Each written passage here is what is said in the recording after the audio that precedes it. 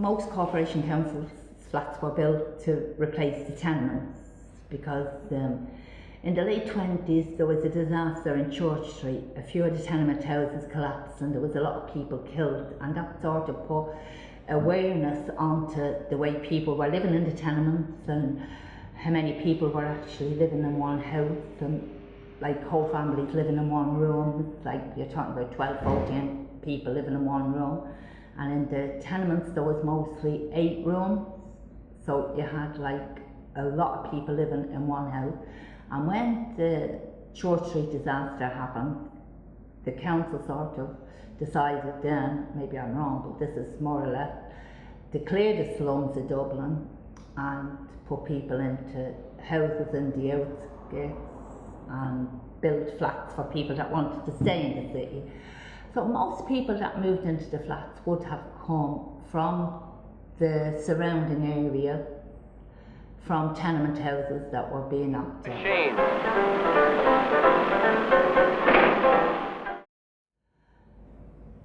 They were luxury to people then because they actually had running water and they had a toilet, where in the tenement houses, if you lived up the top, you'd have to go down 12 flights of stairs to use the loo and get water and drag the water back up the stairs. Some of the tenement houses on every second landing had a sink.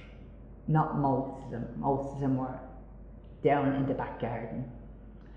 So Oliver Bond, when it was built, would have been complete luxury to the families that moved in. The kids would have had bedrooms, the parents would have had a bedroom, and they had a kitchen and a sitting room and a toilet. They had no washing facilities. There was baths in the kitchen beside your cooker, and that was your washing facility. Gradually, as the years moved on, people took the baths out. So you had absolutely no washing facilities at all. A kitchen sink or the ivy bath. Every child that lives in Oliver Bond is a brilliant swimmer because they went to the ivy bath every Saturday for a wash. We walked, you know what I mean, but we walked in manual jobs that the wages wasn't good. We existed on the wages that we had. Like my husband worked in the corporation and I worked in the Richmond Hospital. But we did work, you know what I mean, but the wages actually, my husband's wages at the time, if he had been on the labour with 6 kids, he would have got more money on the labour than actually working. Plus I had no medical card, I had no, not only me, there was a lot of us the same, we'd no medical cards, we'd no going back to school allowances because their husbands had the name of working. The sewing machine, a girl's best friend. If I didn't have my sewing machine, I'd have come to no good end. But a bobbin, pedal, and wheel, the wheel by day. So by night I feel so weary that I never get out to play. Oh, the sewing machine, a friend in need. If I didn't have my sewing machine, a wicked life I'd lead. But a bobbin, and pedal, and dream about romance. So by night I feel so weary that I never get out to dance.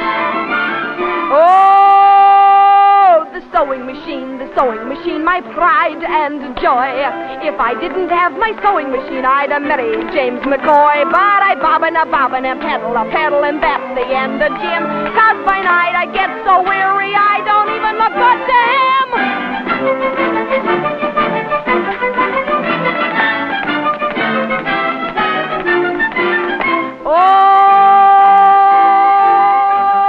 I got a boss, he looks like a horse, his name's Joe Goyce. I'm willing to bet the wages I get, that face of his must hoist. While I'm bobbin, and pedal, he keeps his eyes on me. Oh, I've never had a nightmare where